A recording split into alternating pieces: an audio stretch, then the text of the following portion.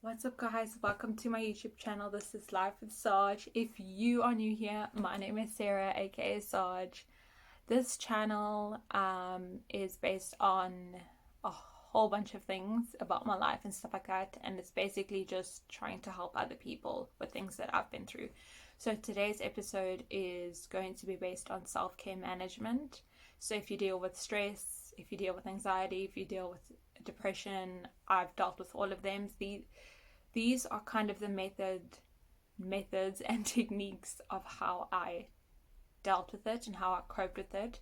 It's not necessarily going to cure it, but it's going to help you kind of maintain a good coping mechanism with all three, or one or two of them if you have them. So the first one is to stop pleasing others. This is very hard to do, especially if you are wanting to help other people. I had to learn this the hard way because where I was working, my colleagues weren't just my colleagues, they became like my friends, and so if they needed help, I would help them. But then obviously I'm not prioritizing my work, so what ended up happening was I would help them with whatever they needed help with, and then when it came to what I needed to do, I ran out of time, and that's when the stress kicked in. So straight away you must just be like, unfortunately I can't do it now, but when I do get a moment, I'll do it then. And eventually I got around to being able to say that to them and realize that I need to put myself first, and it's okay to say no, because at the end of the day, my job is at jeopardy, not necessarily theirs. So yeah, you also can't please everyone, so you need to come first with regards to that aspect. Secondly, I would like to say that you need to distance yourself from toxic or negative people. Another tricky one, because you have people in your friend group, and not necessarily direct friend group, but friends within the friend group.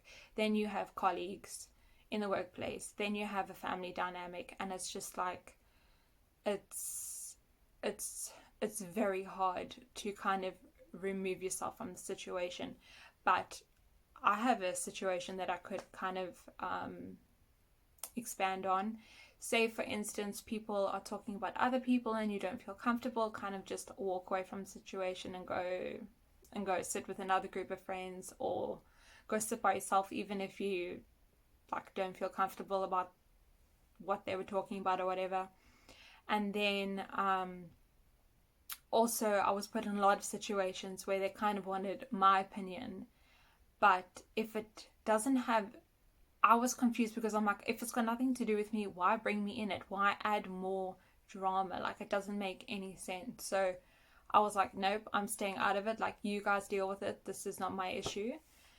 And thankfully they stopped asking me because I refused to get involved. Like, it's none of my business, and why would I want to add extra stress on top of my own stuff that I'm going through? So yeah, surround yourself with people that have a positive mindset, that are filled with love and light, and avoid the toxic and negative people, because you don't need that in your life.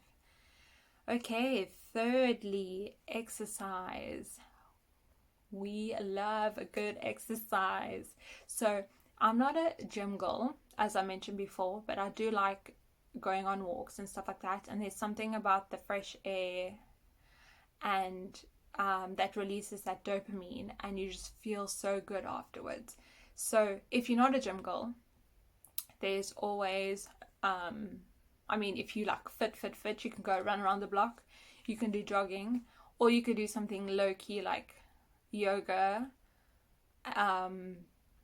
or Pilates, which is a little bit more intense. And then if you are a dancing girl like myself, love dancing, there's Zumba. So yeah, Zumba is, I think, my absolute favorite. I will dance until I'm red in the face. There's just something like, dancing is just so much fun. I go into another world when I'm dancing, and I'll literally be on the floor on the dance floor dancing by myself at like functions, events, weddings, and I honestly don't care if there's a good song on. I'm on the dance floor. So I definitely get my step count up on on events and functions and stuff like that. So yeah, exercise is a major thing. Getting your 7 to 8 hours of sleep is very crucial as well, because I have read and I have been told that while you're sleeping, your cells are rejuvenating and rebuilding, and that's clearly very good for the body.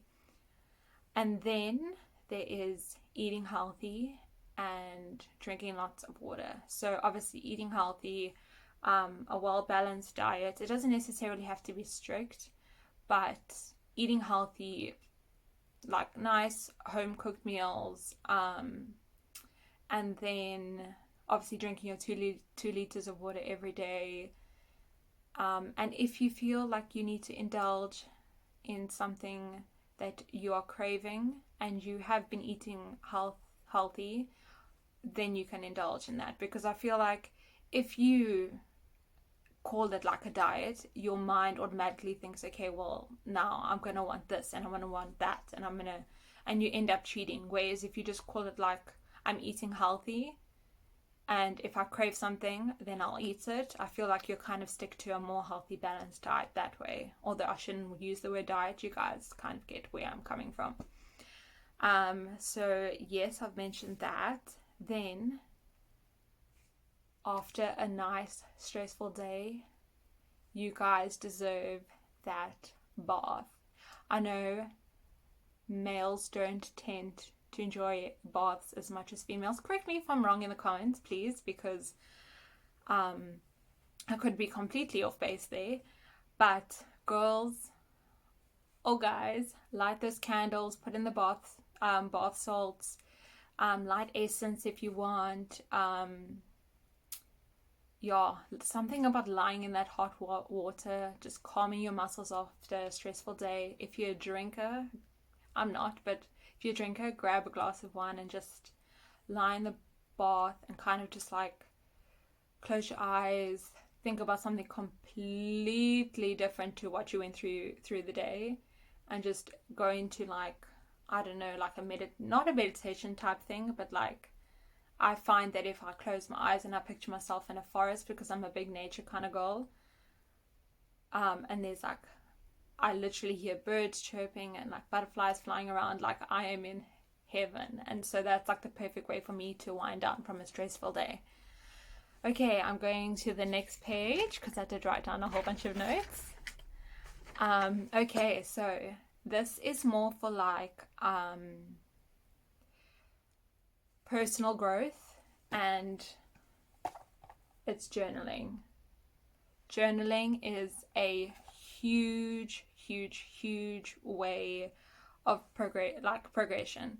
The one nice thing about journaling is that you can always go back and reflect and see how far you've come, and it just shows you how much you've grown. And also you learn a lot about yourself. Like, I learned that I'm actually a closet poet. Nothing has been released yet. Who knows if it may ever be released, but yeah, you learn a lot through what you write, and it is a great and therapeutic method, and also it's a built-in therapist. So I think it's a win-win for everything. And then also another big thing is to create to-do lists. There's something about tackling tasks and being able to tick it off and say you've accomplished something. That is another big huge factor. So make your to-do list the night before.